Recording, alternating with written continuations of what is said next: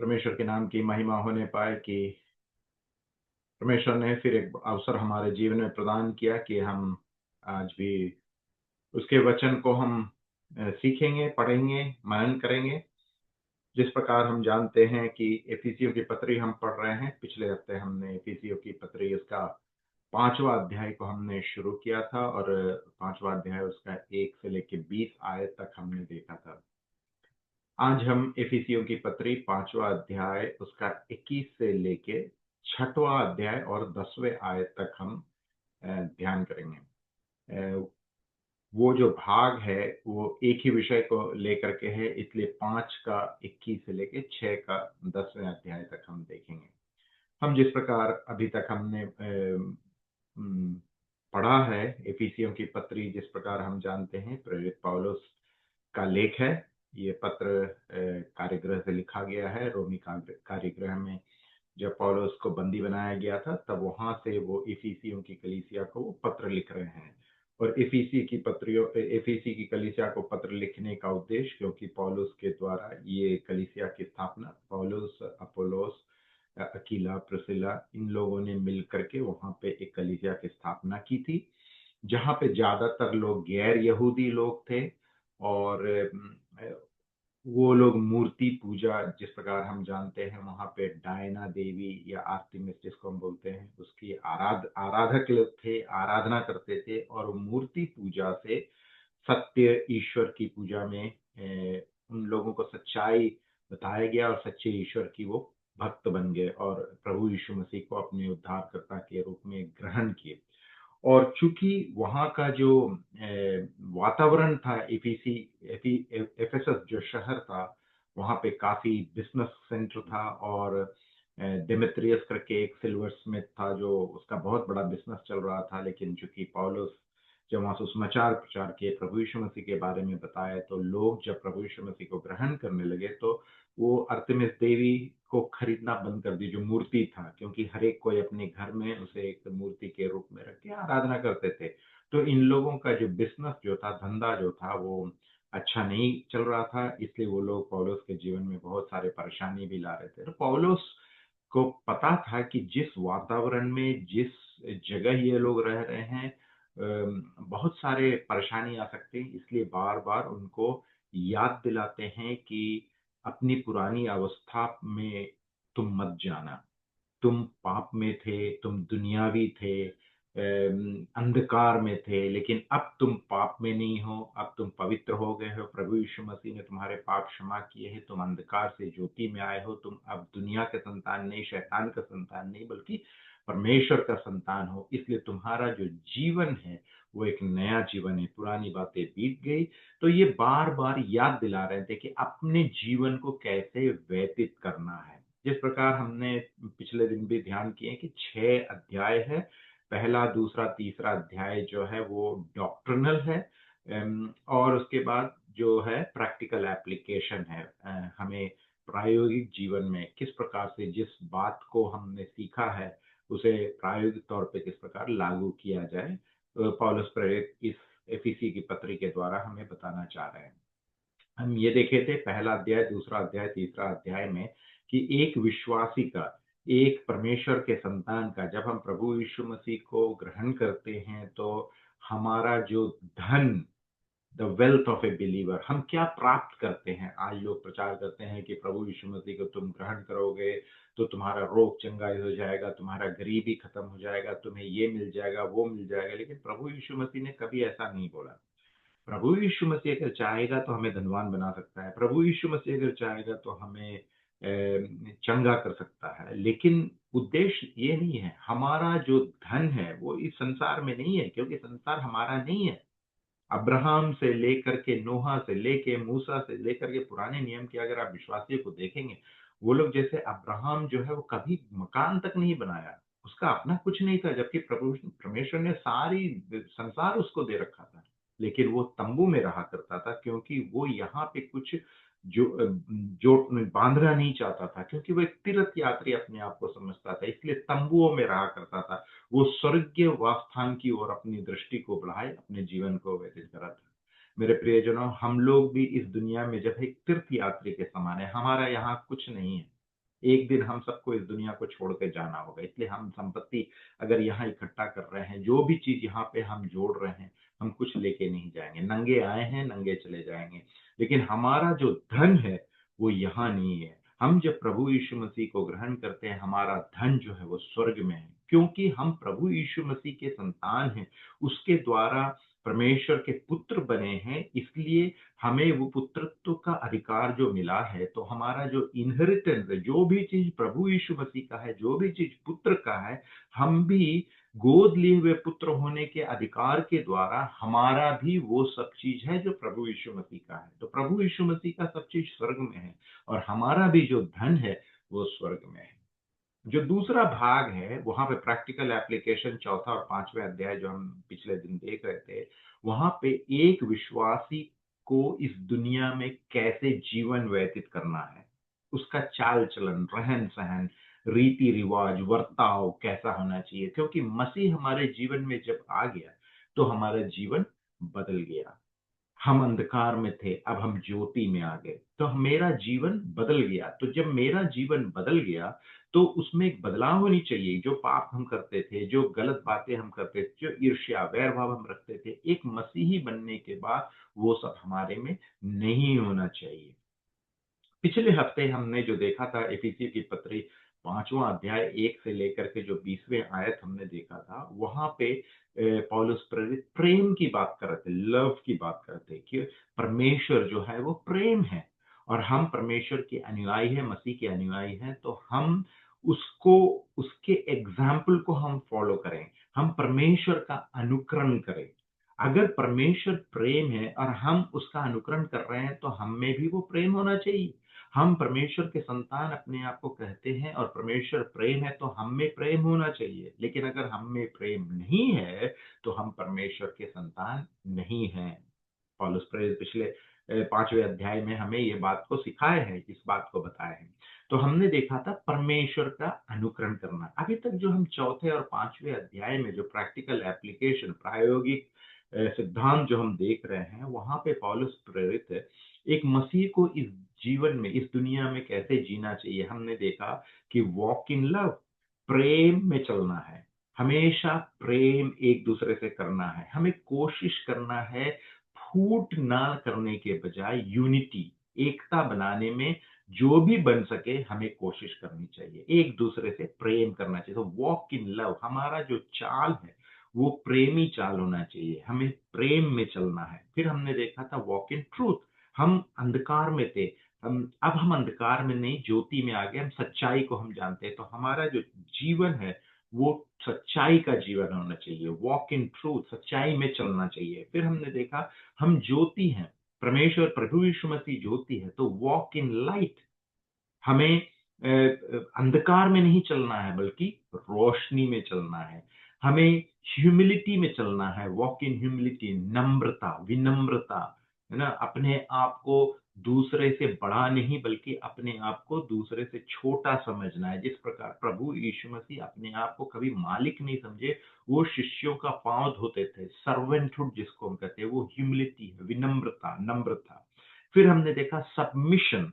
आज जो हमारा विषय होगा उसमें सबमिशन की बात आएगी कि हमें किस प्रकार समर्पण, एक मसीही समर्पण क्या है। सांसारिक समर्पण की बात नहीं कर रहे हैं, मसीही समर्पण, एक क्रिश्चियन सबमिशन जो आज हम देखेंगे। तो walk in submission, walk in unity, एकता में चलना है, हमने देखा है। वॉक इन स्पिरिट, पिछले दिनों हमने इस बात को भी देखा था, जो मतवाले हो जाते हैं, जो मदपान करते हैं, जो मद होता है वो उसको कब्जा करके उसके कंट्रोल में हो जाता है।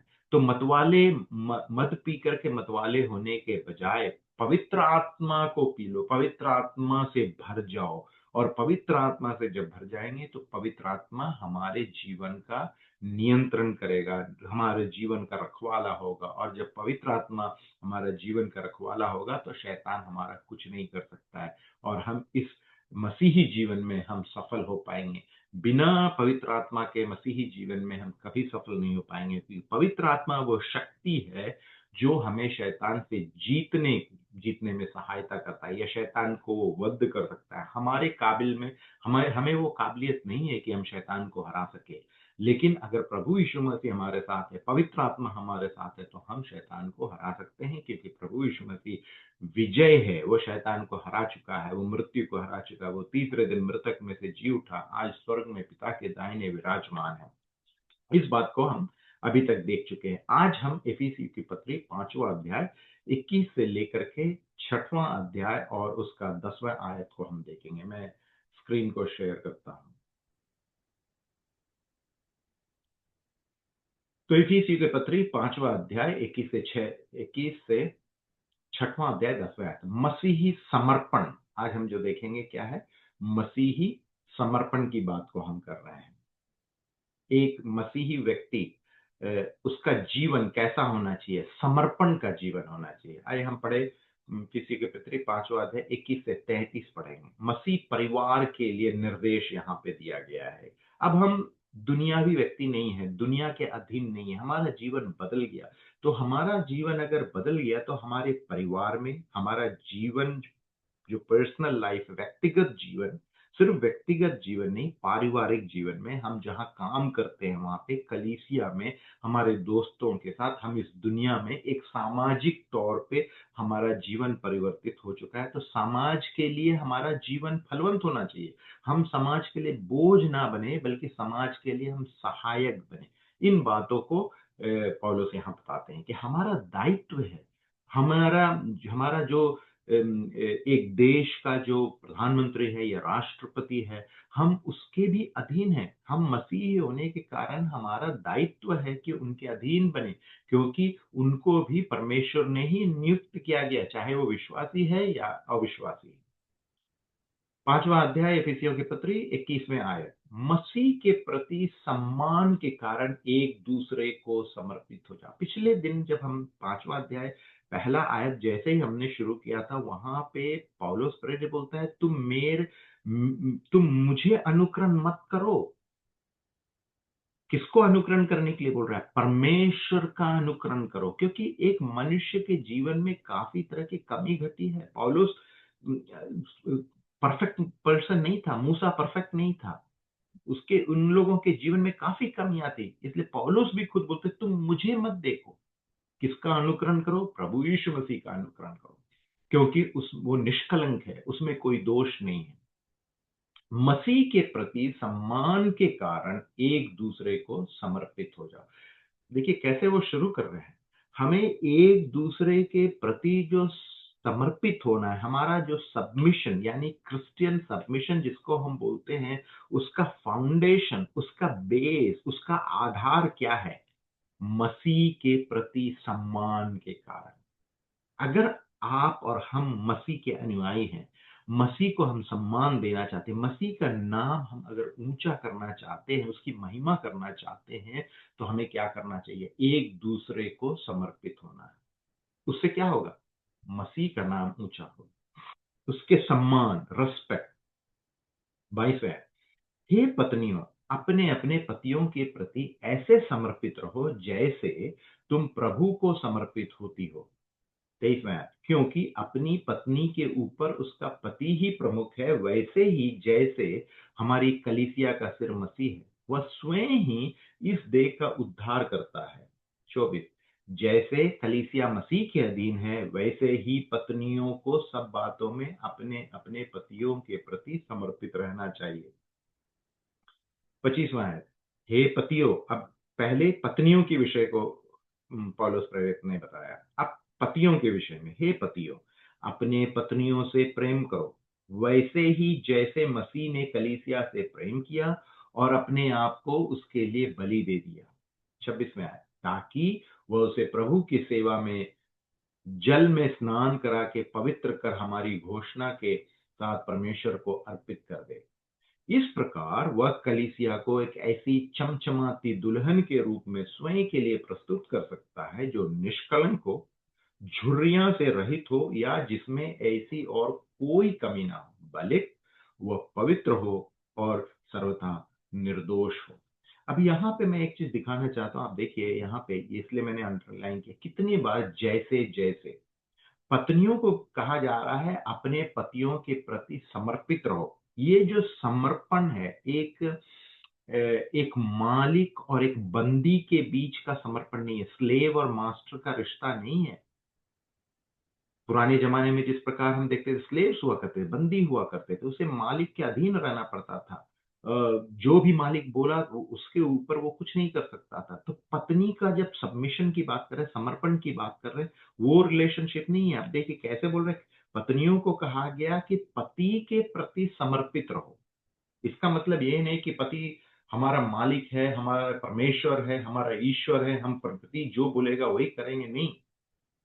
कैसे समर्पित होना है? जैसे, इसलिए जैसे जैसे जैसे तुलना किया गया है कि हमें पत्नियों से जब कहा गया है कि पति के प्रति समर्पण कैसे होना चाहिए, जैसे तुम प्रभु को समर्पित होती हो, प्रभु को, परमेश्वर को जैसे समर्पित होती हो, वैसे ही पति के प्रति समर्पित होना है। आगे हम दिखाएंगे क्यों कहा गया है कि पति के प्रति समर्पित होना है एक पत्नी को। 23वें आयत में, क्योंकि अपनी पत्नी के ऊपर उसका पति ही प्रमुख है, वैसे ही जैसे हमारी कलीसिया का सिर मसीह है। फिर देखिए जैसे, तो यहां पर भी एक तुलना किया गया है। पति जो है पत्नी का सिर है। कैसे सिर है? जैसे कलीसिया में मसीह सिर है। तो कलीसिया जो है उसका जो सिर है मसीह है। उसी प्रकार एक परिवार का जो सिर है वो पति है। और जिस प्रकार कलीसिया जो है, कलीसिया के सदस्य जो हैं वो सिर के नीचे है, मसीह के नीचे है, उसी प्रकार परिवार के जन, पत्नी और बच्चे जो हैं वो पति के अधीन हैं। तो यहाँ पे एक तुलना किया गया, समझाया गया है कि हमें किस प्रकार समझना है। वैसे ही जैसे हमारी कलीसिया का सिर मसीह है, वह स्वयं ही इस देह का उद्धार करता है। वह स्वयं ही, तो देह, जो कलीसिया में जो देह है उसका उद्धार किसने किया? मसीह ने किया। तो एक परिवार का जो उद्धार करता, एक परिवार का पालनहार, तारनहार, शोषण करने वाला जो है वो कौन है? वो एक पति है। जैसे कलीसिया मसीह के अधीन है, वैसे ही पत्नियों को सब बातों में अपने अपने पतियों के प्रति समर्पित रहना चाहिए। साफ है, ये नहीं कि जी हजूरी करना है और वो जो भी बोले उसका गुलाम नहीं है। एक पत्नी जो है पति का गुलाम नहीं है, क्योंकि कलीसिया जो है, हम प्रभु यीशु मसीह के गुलाम के तौर पे नहीं है, हमें प्रभु यीशु मसीह ने भाई कहा है, प्रभु यीशु मसीह ने हमें मित्र ठहराया है, प्रभु यीशु मसीह ने हमें सहभागी ठहराया है। तो एक पति और पत्नी का भी, जो पत्नी का जो संबंध है वो सहभागी, सहपाठी, एक दोस्त का इक्वल इक्वल राइट है। मसीह जो कलीसिया में हमारा, हमें भेदभाव नहीं किया है। और जब पतियों की बात आती, पतियों से कहा गया है पत्नियों से प्रेम करो। पत्नियों के बारे नहीं कहा है प्रेम करने के लिए। यहाँ क्या है, इसका मतलब ये नहीं पत्नी पति से प्रेम नहीं करे। पत्नियों को कहा गया है कि तुम समर्पित रहो, लेकिन पतियों से क्या कहा? अपने पत्नियों से प्रेम करो। पिछले हफ्ते भी हमने देखा था, परमेश्वर प्रेम है। अगर हम में प्रेम नहीं है तो हम परमेश्वर के संतान नहीं है, हम मसीही नहीं कहला सकते हैं। और पति को कहा गया है कि पत्नियों से प्रेम करो। कैसे प्रेम करो? वैसे ही जैसे मसीह ने कलीसिया से प्रेम किया और अपने आप को उसके लिए बलि दे दिया। ये प्रेम है, ये संसारिक प्रेम नहीं है। निस्वार्थ, उसमें कोई स्वार्थ नहीं है। Agape love, unconditional love. प्रभु यीशु मसीह ने कलीसिया के लिए कैसे जान दिया? जब हम दलदल में थे, जब हम घिरे हुए थे, जब हम पापी थे, जब हम गंदे थे, तब प्रभु यीशु मसीह ने हमारे लिए जान दिया, हमसे प्रेम किया। समर्पण का प्रेम, एक सैक्रिफिशियल प्रेम, बलिदानी प्रेम।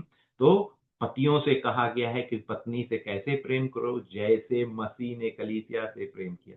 और वो प्रेम कैसा था? उसने अपने आप को बलि चढ़ा दिया। तो हमें अपने पति, मेरा दायित्व मेरे पत्नी की ओर क्या है? मैं उसे प्रेम करूं। और वो प्रेम कैसा ना? बलिदान। अगर मेरी पत्नी मुझसे प्रेम नहीं भी करती है तो मेरा बलिदान ये होना चाहिए कि मैं उससे प्रेम करूं। ये नहीं कि वो मुझे प्रेम करेगी तभी मैं प्रेम करूंगा, नहीं। पतियों से कहा गया है कि अपनी पत्नी से कैसे प्रेम करो? जैसे प्रभु यीशु मसीह ने अपना जीवन दिया, पत्नी के लिए मुझे भी अपना जीवन देना है। ताकि क्यों? ताकि वह उसे प्रभु की सेवा में जल में स्नान करा के पवित्र कर हमारी घोषणा के साथ परमेश्वर को अर्पित कर दे। इस प्रकार वह कलीसिया को एक ऐसे चमचमाती दुल्हन के रूप में स्वयं के लिए प्रस्तुत कर सकता है। तो मैं भी अपनी पत्नी को कैसे चमचमाती दुल्हन के रूप में स्वयं के लिए प्रस्तुत कर सकता हूं, जो निष्कलंक हो, झुर्रियां से रहित हो, या जिसमें ऐसी और कोई कमी ना हो, भले कि वह पवित्र हो और सर्वथा निर्दोष हो। एक दूसरे को समर्पित हो जाओ। 21वें आयत में हमने देखा, एक दूसरे को समर्पित हो जाओ। एक तरफा नहीं होना चाहिए। पति को पत्नी की ओर, पत्नी को पति की ओर, एक दूसरे को। ये एक तरफा रास्ता नहीं है, दो तरफा रास्ता है, दोनों तरफ से होना चाहिए। तो समर्पण जो है सिर्फ पत्नियों को नहीं कहा गया है, पति को भी समर्पित होना है। हम पत्नी का, मेरी पत्नी का मैं कोई मालिक नहीं, वो मेरा सहभागी है, हेल्पर। जिसको हम उत्पत्ति की किताब में देखते हैं, जब आदम की सृष्टि की गई, परमेश्वर ने क्या किया? परमेश्वर ने देखा वो अकेला है, उसका एक सहायक। तो पत्नी कौन है? हव्वा को, आदम के लिए हव्वा को बनाया गया, एक सहायक है, हेल्पर है। हेल्पर कौन है? हम देखते हैं कि कोई मैकेनिक जो गाड़ी ठीक कर रहा है, या मिस्त्री जो राजमिस्त्री होता है, जब वो कुछ करता है तो उसके साथ एक बंदा खड़ा होता है। वो राजमिस्त्री नहीं है, लेकिन उसका हेल्पर है। जो काम राजमिस्त्री नहीं कर सकता है, वो हेल्पर को बोलता है मुझे हेल्प करो। तो अगर हेल्पर नहीं है तो राजमिस्त्री वो काम को नहीं कर पाएगा, वो मैकेनिक उस काम को नहीं कर पाएगा। इसका मतलब जब तक ये गाड़ी के दो पहिए के समान है, दो पहिया एक साथ नहीं चलेंगे तो गाड़ी साथ नहीं चलेगा। तो पति पत्नी भी जो है गाड़ी के दो पहिए के समान है। अगर पत्नी बोल रहा है कि मैं पीछे से धीरे धीरे चलूंगा, पति बोल रहा है मैं जोर से चलूंगा, तो गाड़ी नहीं चलेगा। दोनों को एक ही रफ्तार से एक ही साथ चलना है, एक एक दूसरे के समर्पित होना है। फिलिपियों की पत्री 2 अध्याय 3 आयत में ऐसा लिखा है, झगड़े या घमंड से कुछ ना करो, पर दीनता से एक दूसरे को अपने से अच्छा समझो। अगर मैं अपनी पत्नी को मुझसे अच्छा, वो मुझसे अच्छा गाना गाती है, वो मुझसे अच्छा पढ़ती है, वो मुझसे अच्छा स्वभाव है, मैं क्रोधित होता हूँ, क्रोधित नहीं होते, अपने से अच्छा जो व्यक्ति समझ लेगा तो फिर कोई झगड़ा ही नहीं है। लेकिन हम बोलते नहीं, तुम ऐसा हो, तुम ऐसा हो, तुम ऐसा हो, देखो मैं ऐसा नहीं हूं, मैं ऐसा नहीं। तो वो जो चिंता जो है, वो विचार जब तक हम वो विचार हमारे मन में होना चाहिए कि जो दूसरा व्यक्ति है वो मुझसे सर्व है, मैं उससे छोटा हूं, उसमें कोई बड़ी बात नहीं है। पौलुस दोनों तरफ से या आपसी समर्पण की बात करता है। मसीह समर्पण गुलामी नहीं बल्कि सेवकाई का भाव है। ये गुलामी नहीं है, मालिक और गुलाम का रिश्ता नहीं है, बल्कि सेवकाई का भाव है। 22वें आयत, हे पत्नियों अपने अपने पतियों के प्रति ऐसे समर्पित रहो जैसा तुम प्रभु को समर्पित होती है। तो यहाँ पे पति पत्नी के संबंध के विषय में कहा गया। तो पौलुस देखिए सिर्फ कलीसिया का बात नहीं कर रहा है, वो एक पारिवारिक संबंध कैसा, पति पत्नी का रिश्ता कैसा होना चाहिए वो भी सिखा रहे हैं। क्योंकि अभी ये जो विश्वासी लोग हैं, ये पहले मूर्ति पूजा करते, ये सांसारिक लोग थे, अब ये मसीही हो गए हैं। तो इनका जीवन बदल गया है। अब इनका जीवन सिर्फ कलीसिया में नहीं, पति पत्नी के रिश्ते में भी भेद जो बदलाव आना चाहिए। इसलिए वो बताया जा रहा है कि एक मसीही परिवार कैसा होना चाहिए। विवाह स्वयं परमेश्वर द्वारा स्थापित और निर्धारित किया गया, इसलिए विवाह के नियम वही बनाते हैं, हम नहीं। तो जो भी बातें पौलुस बता रहे, ये परमेश्वर का कल्पना, परमेश्वर का वचन है, परमेश्वर का नियम है। जब पौलुस कहता है कि पत्नियों अपने पति के अधीन रहो, तो उसका तात्पर्य यह है कि अधीनता प्रभु के अधीन। मेरा परमेश्वर जो है पति, लोग बोलते हैं ना पति मेरा परमेश्वर, पति परमेश्वर, ऐसा नहीं। परमेश्वर तो एक ही है।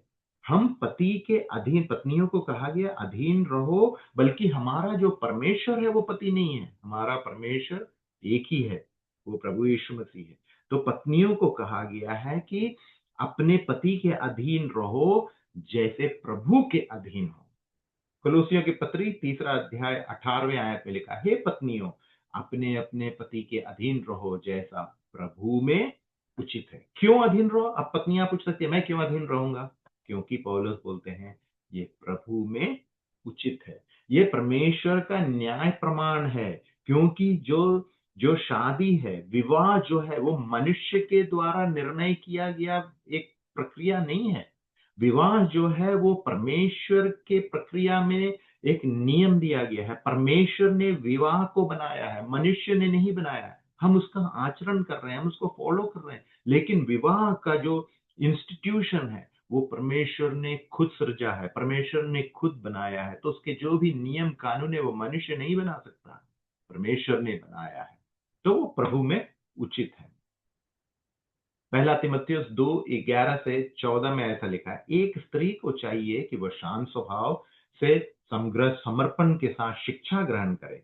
मैं ये नहीं चाहता कि कोई स्त्री किसी पुरुष को सिखाए, पढ़ाए अथवा उस पर शासन करे, बल्कि उसे तो चुपचाप ही रहना चाहिए, क्योंकि आदम को पहले बनाया गया था और तब पीछे हव्वा को। आदम को बहकाया नहीं जा सका था, किंतु स्त्री को बहका लिया गया और वो पाप में पतित हो गई। तो यहाँ पे स्त्री को नीचा नहीं दिखाया गया है। कहा गया है कि पहले आदम की सृष्टि हुई, तो पहले आदम है। कहते हैं ना, जैसे हम अपने बच्चों से बोलते हैं कि भाई हम तुमसे पहले थे, इसलिए हम तुमसे ज्यादा जानते हैं, क्योंकि हमारा जीवन का जो एक्सपीरियंस है वो तुमसे ज्यादा है। क्योंकि हम इस दुनिया में पहले आए, हम इन चीजों से गुजर चुके हैं, इसलिए तुम मेरे अधीन रहो। तुम जो मैं बोल रहा हूं तुम सुनो। हम जिस प्रकार बच्चों को बोलते हैं, उसी प्रकार पत्नियों को कहा गया कि पहले आदम की सृष्टि हुई, पहले आदम आया। पति जो है, पत्नी जो है हवा पीछे आई थी, बाद में आई थी। इसलिए हवा को आदम के अधीन होना है, पत्नियों को अपने पति के अधीन होना है। और दूसरी बात यहां बताया गया कि बहकाया गया किसको? आदम को बहकाया नहीं जा सका था जब शैतान आया, हवा को बहकाया गया। इसलिए पौलुस बोलते हैं वो कमजोर पात्र है, वीक वेसल है ना। टेम्पटेशन जो आया था, शैतान जो लेके आया था, वो हवा के पास लेके, तो एक वीक वेसल के तौर पे उनको देखा गया है। इसलिए जो आदम है, जो पति है, जो मनुष्य, जो आदमी है, उसे कहा गया है कि लीडरशिप का रोल वो ले। वो लीडरशिप का रोल का मतलब क्या है कि उसका पत्नी उससे छोटा है करके नहीं। अभी पीछे हमने देखा था, एक साथ होना चाहिए, इक्वल रिलेशनशिप, सबमिशन जो होना चाहिए, एक दूसरे के प्रति समर्पण। जब तक एक दूसरे के प्रति समर्पण नहीं होगा, तब तक पारिवारिक जीवन हमारा सफल नहीं हो सकता है। पहला पत्रस 3 अध्याय 1 से 6। अभी पत्नियों की बात हम कर रहे हैं, इसलिए ये रेफरेंसेस वहां नए नियम में हम देखते हैं। इसी प्रकार हे पत्नियों, अपने अपने पतियों के प्रति समर्पित रहो। यहां भी देखिए, समर्पित रहो। क्यों? ताकि यदि उनमें से कोई परमेश्वर के वचन का पालन नहीं करते हो, तो तुम्हारे पवित्र और आदरपूर्ण चाल चलन को देखकर बिना किसी बातचीत के ही अपनी अपनी पत्नियों के व्यवहार से जीत लिए जाए। और पौलुस ये बोलता है, हम लेटर्स हैं, है ना, हमें लोग पढ़ेंगे। तो हमारा जो जीवन है, पत्नी कैसे अधीन होना चाहिए और पति क्या करना चाहिए, कैसे प्रेम करना चाहिए, तो दूसरे जो दंपत्ति लोग हैं, सांसारिक जो दंपत्ति लोग, वो हमारे जीवन को देख करके अपने व्यवहार, हमारे व्यवहार के कारण, हमारा जो एग्जाम्पल उदाहरण होगा, उससे हम उन लोगों को जीत सकते हैं। तुम्हारा साज श्रृंगार दिखावटी नहीं होनी चाहिए, अर्थात जो केशों की वेणियां सजाने, सोने के आभूषण पहनने और अच्छे अच्छे कपड़े पहनने से किया जाता है, बल्कि तुम्हारा श्रृंगार तो तुम्हारे मन का भीतरी व्यक्तित्व होना चाहिए, जो कोमल और शांत आत्मा के अविनाशी सौंदर्य से युक्त हो, परमेश्वर की दृष्टि में जो मूल्यवान हो। तो हमारी जो सुंदरता है, हमारी पत्नियों का जो सुंदरता है, उनकी आभूषण नहीं है वो पूरे सिर पे, पूरे शरीर पे सोना और चांदी लटका करके जो चूड़ी और ये गहने पहनना बुरा नहीं है, ऐसा नहीं लिखा गया है। यहाँ कहा गया है कि हमारा जो श्रृंगार है, हमारा यानी पतियों का या पत्नियों का जो श्रृंगार है, वो बाहरी श्रृंगार नहीं, बाहरी दिखावट नहीं है। तुम्हारा साज श्रृंगार दिखावटी नहीं होना चाहिए। बाहरी जो अपने शरीर में हम कर रहे हैं बाहरी है, वो एक दिखावटी है, क्योंकि वो हमेशा नहीं रहता है ना। हम अगर माला पहने हैं, नाक में पहने, कान में पहने, हाथ में पहने, जब शादी में जाते हैं या किसी पार्टी में जाते हैं तो पहन के जाते हैं। लेकिन जब घर वापस आते हैं, पत्नियां क्या करते हैं? उसको पहन करके चौबीसों घंटे नहीं बैठती, उसको उतार देती हैं। तो वो दिखावटी है। तो यहाँ पे पौलुस बोलते वो सब जो श्रृंगार है वो दिखावटी है। तो हमारा जो श्रृंगार है वो ऐसा नहीं होना चाहिए, क्योंकि परमेश्वर उससे खुश नहीं है। ये नहीं बोल रहा है कि परमेश्वर उससे बहुत क्रोध नहीं, परमेश्वर किससे खुश होता है? हमारा जो श्रृंगार है वो आउटवर्ड नहीं, परमेश्वर किससे खुश है? हमारे अंदर। हमारा अंदर हम कितना सजाते हैं। बाहर शरीर को तो हम सजा दिए, लेकिन हमारी अंदर जो आत्मा है उसको हम कितना सजाते हैं, परमेश्वर उससे खुश होता है। भले तुम्हारा श्रृंगार तो तुम्हारे मन का भीतरी व्यक्तित्व होना चाहिए, जो कोमल और शांत आत्मा के अविनाशी सौंदर्य से युक्त है और परमेश्वर की दृष्टि में मूल्यवान। हम देखिए अपने शरीर के लिए कितना काम करते हैं, कि शरीर को अच्छा करने के लिए कितना करते हैं, कितना पैसा खर्चा करते हैं, कितना व्यायाम करते हैं, कितना समय व्यतीत करते हैं। लेकिन यहाँ पे पौलुस बोल रहे हैं, पतरस यहाँ बता रहे हैं कि तुम बाहरी आदमी के लिए इतना समय व्यतीत कर रहे हो, इतना पैसा खर्चा कर रहे हो। ये बाहरी आदमी तो मर जाएगा एक दिन, मिट्टी में आए, मिट्टी से आए, मिट्टी में चला जाएगा। लेकिन तुम्हारे अंदर के जो आदमी है उसका श्रृंगार करो, उसको मजबूत बनाओ, उसको सौंदर्य बनाओ, क्योंकि वो परमानेंट रहेगा और परमेश्वर की दृष्टि में मूल्यवान है। क्योंकि हमारे अंदर का जो आदमी है वो मरने वाला नहीं है। बाहर का आदमी तो दिन प्रतिदिन कमजोर होते जा रहा है, लेकिन अंदर का आदमी दिन प्रतिदिन कमजोर नहीं, मजबूत होना चाहिए। तो हमारा श्रृंगार बाहरी नहीं होना चाहिए, बल्कि हमारा श्रृंगार अंदर, यहाँ लिखा है ना, मन का भीतरी व्यक्तित्व होना चाहिए। 5वां आयत, क्योंकि बीते युग की उन पवित्र महिलाओं का अपने आप को सजाने संवारने का यही ढंग था, जिनकी आशाएं परमेश्वर पर टिकी है। वे अपने अपने पति के अधीन वैसे ही रहा करती थी, जैसे इब्राहिम के अधीन रहने वाली सारा, जो उसे अपना स्वामी मानती थी। तुम भी बिना कोई भय माने यदि नेक काम करती हो तो उसी की बेटी हो। कितना अच्छा एक तुलना किया है। जिस प्रकार सारा जो है इब्राहिम को अपना अपना अपना स्वामी मानता था, है ना, स्वामी, और उन लोग दोनों के बीच का जो रिश्ता था, तो पत्नियों को कहा गया है तुम भी जिस प्रकार सारा इब्राहिम के अधीन थे, पत्नियों का भी दायित्व है कि हम उसके जैसा बने, उसके समान बने, और तब क्या होगा, परमेश्वर हमसे खुश होगा, तुम उसकी बेटी हो जाओगी। 23वें आयत, इफिसियों 5:23, क्योंकि अपनी पत्नी के ऊपर उसका पति ही प्रमुख है, वैसे ही जैसे हमारी कलीसिया का सिर मसीह है, वह स्वयं ही इस देह का उद्धार करता है। तो पत्नियों को अपने पति के अधीन क्यों रहने को कहा गया है? क्योंकि पत्नी के ऊपर उसका पति ही प्रमुख है। सो पति मुखिया है, जिसका अर्थ ये नहीं कि पत्नी उसकी दासी है। मुखिया होने का अर्थ है कि वह भरण पोषण करने वाला, रक्षक, नेता और प्रेमी है। तो एक पति का दायित्व क्या है? भरण पोषण करना, रक्षा करना, एक परिवार का रक्षा करना, अपनी पत्नी का रक्षा करना। वो एक नेता होना चाहिए और वो प्रेमी व्यक्ति होना चाहिए। पति का मुखियापन मसीह के प्रभुत्व का स्थान नहीं लेता है। इसलिए पद 22 में प्रभु के प्रति वचन और पद 24 में कलीसिया मसीह के अधीन है, ऐसा कहा गया। तो ये जो तुलना किया गया है, तो कभी भी पत्नियों को अपने पति को परमेश्वर का स्थान नहीं देना है, क्योंकि परमेश्वर का स्थान अलग है। पति को रिस्पेक्ट देना है, आदर देना है, उसके अधीन होना है, लेकिन वो परमेश्वर के नीचे होगा, परमेश्वर के ऊपर नहीं होगा। देखिए यहाँ पे परमेश्वर के वचन के अनुसार परिवार का क्रम, प्रभु यीशु मसीह, उसके अंदर हस्बैंड मैन, उसके नीचे पत्नी, और उसके नीचे बच्चे आएंगे। तो एक पति का, एक आदमी का, एक पुरुष का क्या दायित्व है? एक आदमी, एक हस्बैंड, वो परिवार की रक्षा करेगा, वो परिवार का नेतृत्व करेगा और परिवार का पोषण करना वाला, प्रोवाइडर। एक पत्नी जो है पति के अधीन है।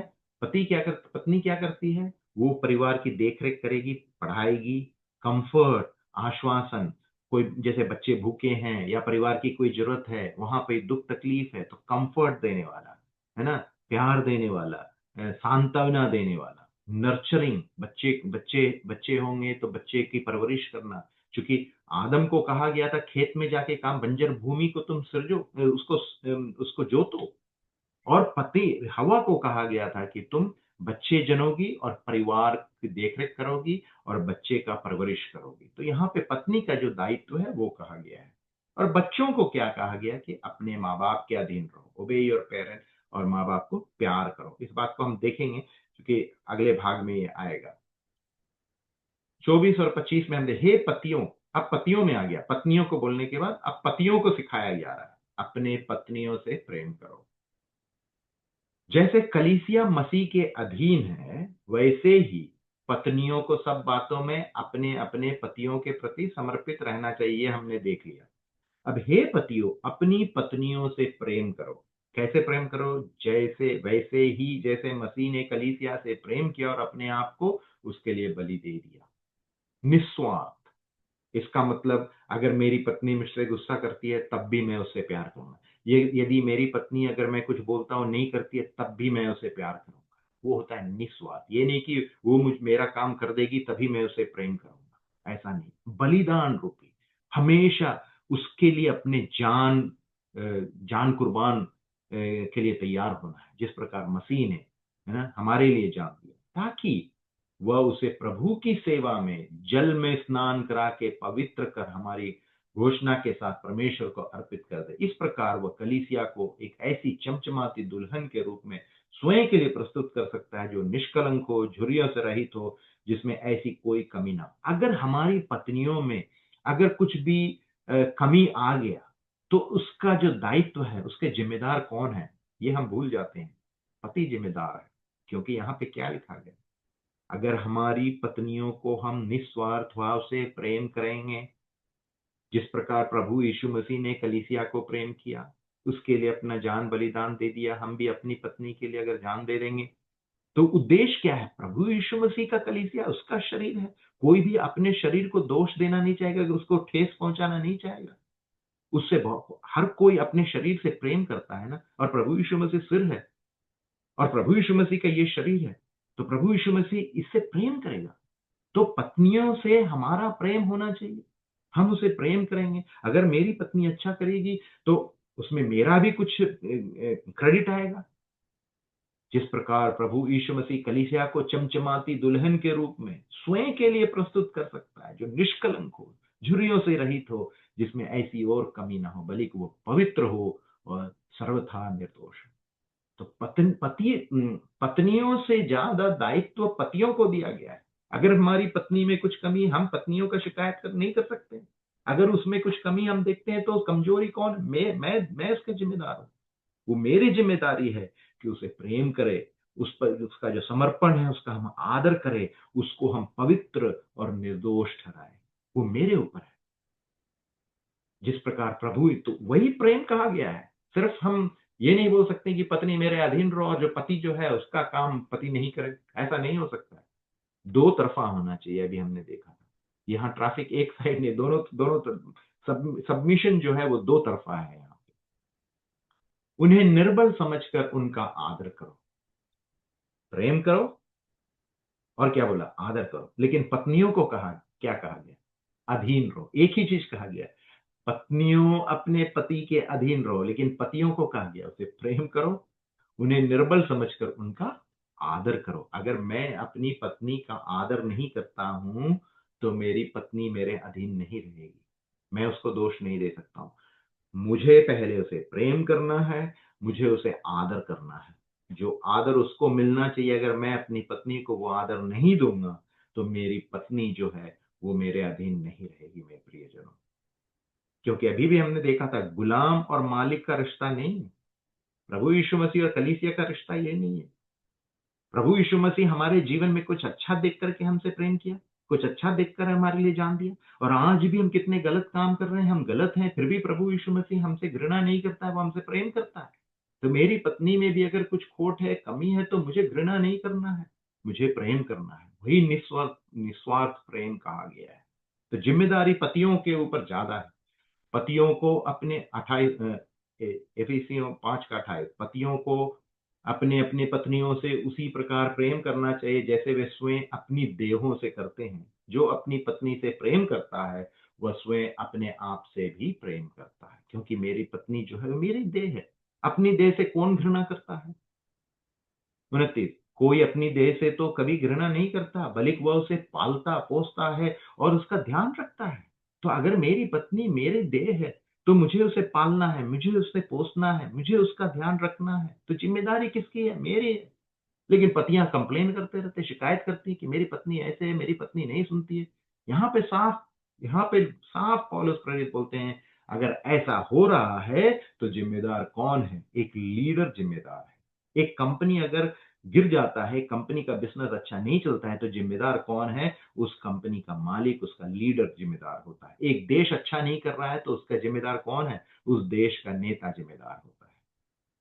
30वें आयत, क्योंकि हम भी तो उसकी देह के अंग हैं। पहला पत्रस 3 अध्याय 7वें आयत में ऐसे लिखा है, ऐसे ही हे पतियों, तुम अपनी पत्नियों के साथ समझदारी पूर्वक रहो, उन्हें निर्बल समझकर उनका आदर करो।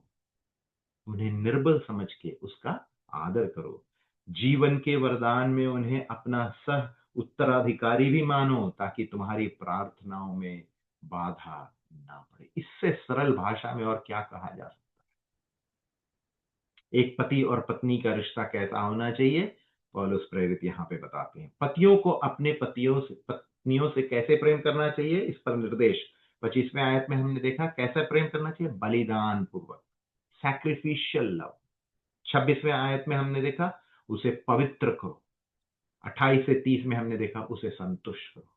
हमेशा उसे खुशी पहुंचाओ, उसे संतुष्ट करो, हैप्पीनेस।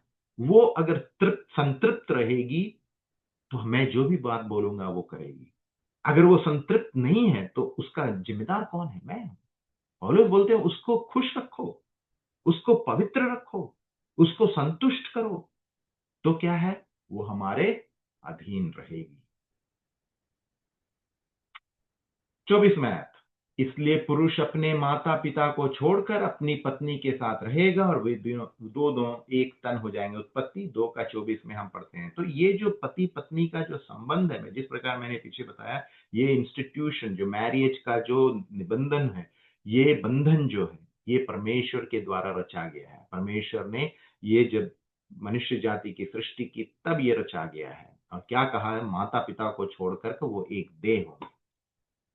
31 में आया, 5 का 31, इफिसियों 5 का 31। शास्त्र कहता है, इसलिए एक पुरुष अपने माता पिता को छोड़कर अपनी पत्नी से बंध जाता है और दोनों एक देह हो जाते हैं। यह रहस्यपूर्ण सत्य बहुत महत्वपूर्ण है और मैं तुम्हें बताता हूं कि यह मसीह और कलीसिया पर भी लागू होता है। तो हम जो है ये रिहर्सल कर रहे हैं, पति पत्नी का जो रिश्ता यहाँ पृथ्वी पे हम एक परिवार में जो हम पालन कर रहे हैं, ये स्वर्ग में जाने के बाद हमारा यहाँ पर रिहर्सल है। यहाँ पे हम सफल होंगे तभी तो वहां सफल होंगे। यहाँ पर प्रैक्टिस करना होगा हमें। तो ये एक टाइप है, ये उसका एक कहते हैं ना, प्रतिबिंब है, एक शैडो है। ये रहस्यपूर्ण सत्य महत्वपूर्ण और मैं तुम्हें बताता हूं मसीह और कलीसिया पर भी लागू होता है। 33, सो कुछ भी हो, तुम में से हर एक को अपनी पत्नी से वैसे ही प्रेम करना चाहिए जैसे तुम स्वयं अपने आप से प्रेम करते। कोई भी व्यक्ति अपने आप से तो घृणा नहीं करता।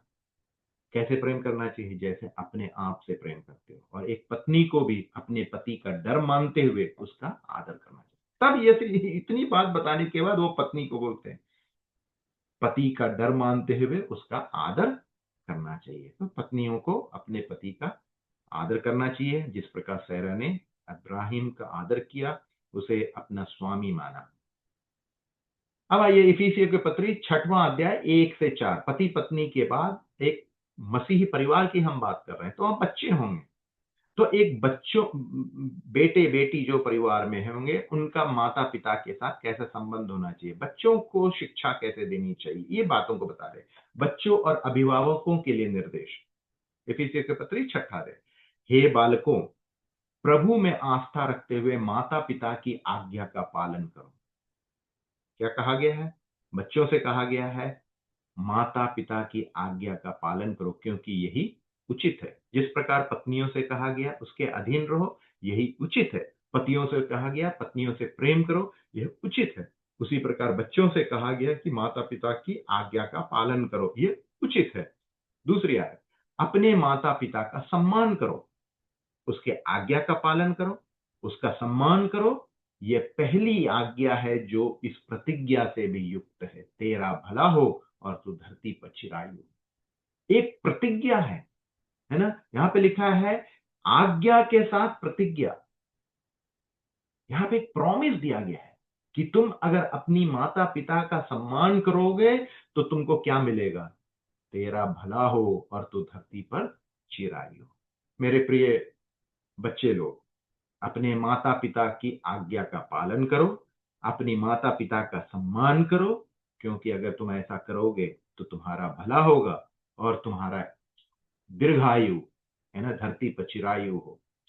अब देखिए पिताओं को क्या निर्देश दिया गया, हे पिताओं तुम भी अपने बालकों को क्रोध मत दिलाओ, बल्कि प्रभु से मिली शिक्षा और निर्देशों को देते हुए उनका पालन पोषण करो। सिर्फ बच्चे लोग माँ बाप का आज्ञा मानेंगे, बच्चे लोग माँ बाप का सम्मान करेंगे, लेकिन माँ बाप क्या है, उसे हमेशा क्रोधित करते रहेंगे, उसे दुत्कारते रहेंगे, उसे फटकारते रहेंगे, उसको कुछ नहीं समझेंगे। अगर करेंगे, उसे हम क्रोधित करेंगे तो बच्चे लोग क्या करेंगे, वो हमें आदर नहीं देंगे, वो हमारे आज्ञा का पालन नहीं करेंगे। इसलिए माता पिता से कहा गया कि बच्चों को क्रोधित मत करो, बल्कि उसको परमेश्वर के वचन, परमेश्वर के शिक्षा में उसकी पालन पोषण करो। Teach them the ways of God. बचपन से ही अगर परमेश्वर के वचन को सिखाएंगे तो क्या है, जब वो बूढ़े हो जाएंगे, वो जब बड़े हो जाएंगे तो उस वचन से भटकेंगे नहीं। Train the children in the way of the Lord. निर्गमन 20 और 12 में हम लिख पढ़ते हैं, अपने माता और अपने पिता का आदर करो, ये इसलिए करो कि तुम्हारे परमेश्वर यहोवा जिस धरती को तुम्हें दे रहा है उसमें तुम दीर्घ जीवन बिता सको। पहली आज्ञा जो इस प्रतिज्ञा से भी युक्त है, हमने देखा बच्चों का कर्तव्य क्या है। एक परिवार में बच्चों का कर्तव्य क्या है, माता पिता की आज्ञा का पालन करो, क्यों पालन करो, क्योंकि ये उचित है। दूसरा, अपने माता पिता का सम्मान करो, और उसका परिणाम क्या है, तेरा भला हो और तू धरती पर चिरायु। इफिसी की पत्री 6 अध्याय 5 से 9, पति पत्नी की बात हो गई, एक परिवार में बच्चे और माँ बाप के बीच की बात हो गई। अब क्या है, सेवक और स्वामी के लिए निर्देश। वर्क प्लेस में जब हम जहां नौकरी करते हैं, काम करते हैं, वो मालिक और एम्प्लॉयर रिलेशनशिप, एक सेवक और स्वामी का जो रिश्ता। 5वां आयत, इफिसियों की पत्री 6 अध्याय 5 से लेकर 9 तक।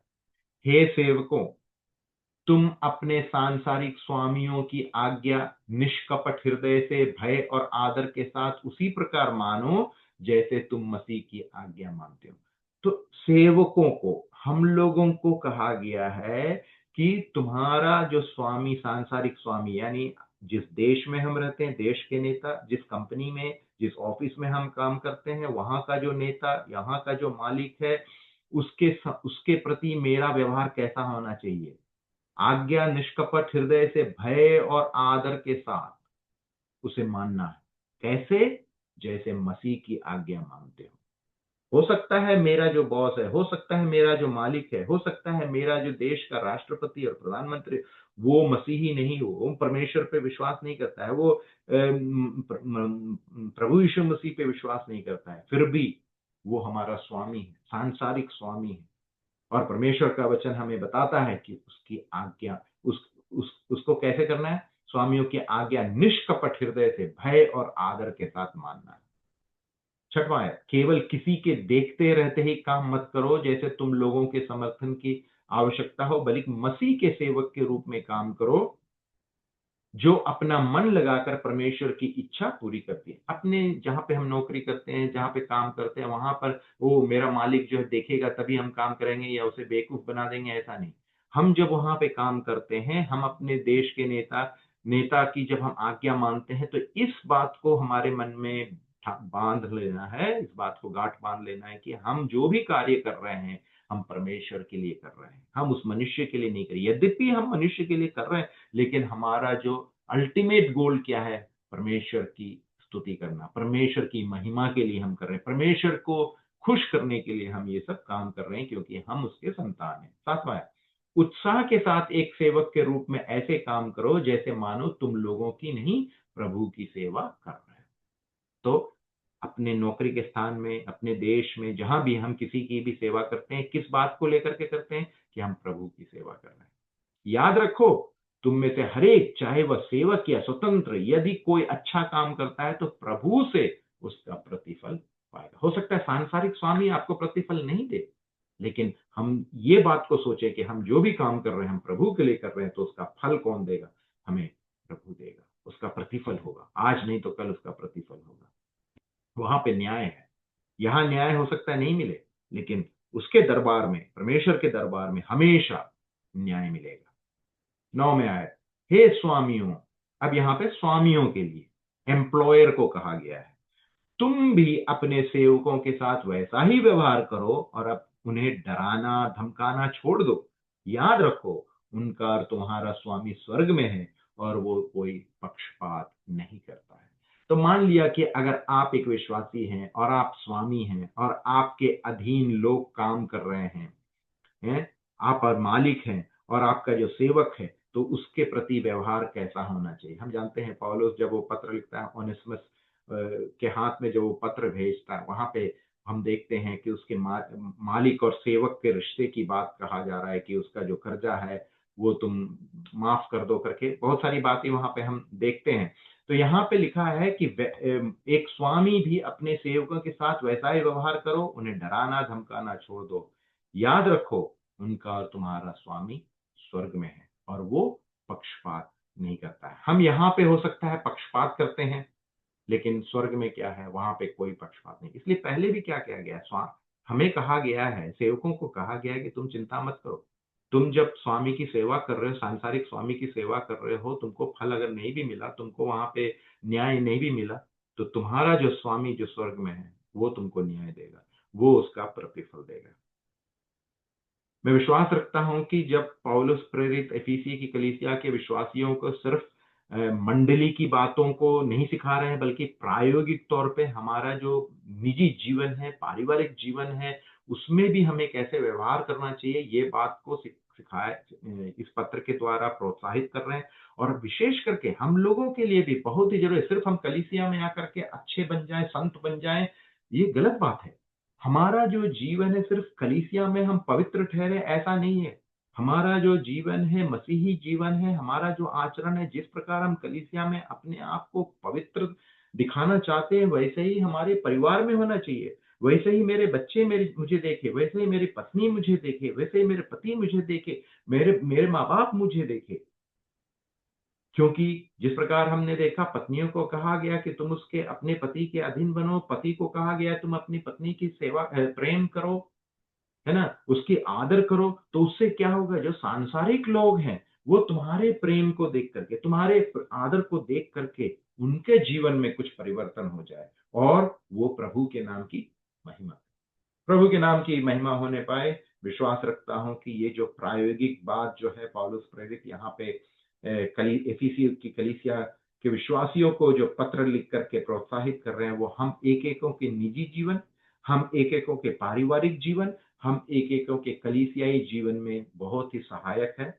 और आने वाले दिनों में अगर हमारे जीवन में कुछ ऐसे कमियां हुई है जिससे मैं अपने पत्नी के साथ या पत्नी पति के साथ या बच्चे माँ बाप के साथ या माँ बाप बच्चे के साथ या स्वामी सेवक के साथ या सेवक स्वामी का जो रिश्ता है, उसमें अगर हमने कुछ हम में कुछ कमियां थी, तो ये जो पठन था जो हमारा आज का इफिसियों की पत्री 5 और 6 में जो हमने बात को सीखा है पौलुस के द्वारा, ये हमारे आत्मिक मसीही जीवन में एक बदलाव का कारण हो पाए। अगर हम उस इस रीति से अभी तक हमने अपने जीवन में ये लागू नहीं किया है, तो प्रभु हमें सहायता करे कि आने वाले दिन में हम ये सोच करके कार्य करें कि जो भी चीज हम करते हैं उसमें किसकी नाम की गौरव और महिमा होनी चाहिए? प्रभु के नाम की महिमा होनी चाहिए। हम किसकी भी सेवा करते हैं तो उसमें अल्टीमेटली हमारा दायित्व क्या है कि हमें इस बात की समझना है कि जो सारी बातों का, सारी चीजों का जो सेवा जो मालिक है वो प्रभु यीशु मसीह है। और हम किसी की अगर आदर करते हैं तो हम किसकी आदर करते हैं? प्रभु यीशु मसीह की आदर करते हैं। परमेश्वर के नाम की महिमा होने पाए। परमेश्वर की इच्छा हुई तो अगले हफ्ते हम इफिसी के पत्री 6ठा अध्याय उसके 20वें आयत से पढ़ेंगे और वो आखिरी सेशन होगा। परमेश्वर के नाम की महिमा होने पाए। धन्यवाद।